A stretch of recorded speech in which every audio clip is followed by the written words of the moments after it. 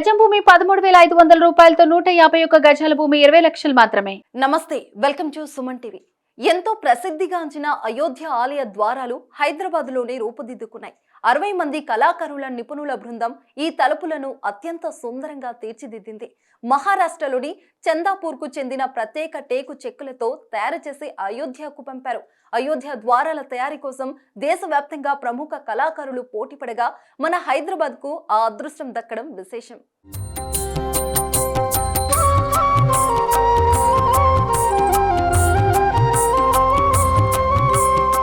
అయోధ్య ఆలయం హిందువులకు ఎన్నో ఏండ్ల కల. ఎన్నో పోరాటాలు, వివాదాల అనంతరం రామ మందిరం నిర్మితమైంది.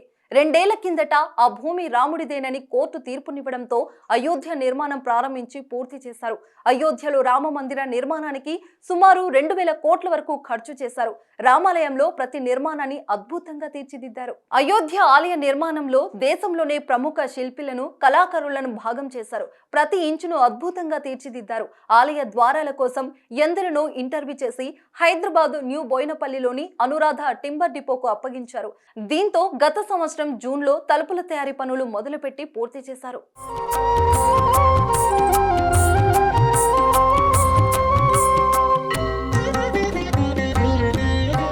అయోధ్య ద్వారాలను తమిళనాడుకు చెందిన కుమారస్వామి, రమేష్ తో పాటు 60 మంది నిపుణులైన కళాకారుల బృందం రాత్రింబవలు కష్టపడి తయారు చేశారు.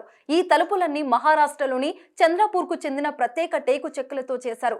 బంగారు పూతతో కూడిన 18 ప్రధాన ద్వారాల తలుపులతో పాటు మరో 100 తలుపులను తయారు చేశారు. ఆలయాల ద్వారాలను తీర్చిదిద్దడంలో అనురాధ టింబర్ డిపోకు మంచి నైపుణ్యం ఉంది. గతంలో యాదాద్రి ఆలయంలోని కలప కళాకృతులు కూడా అనురాధ టింబర్ సంస్థనే అందించింది. వాటిని పరిగణలోకి తీసుకుని అయోధ్యకు అవకాశం కల్పించారు. అయోధ్య రామ మందిరం కోసం తలుపుల తెలంగాణ నుంచి వెళ్లడం కళాకారులు గర్వంగా ఫీల్ అవుతున్నారు.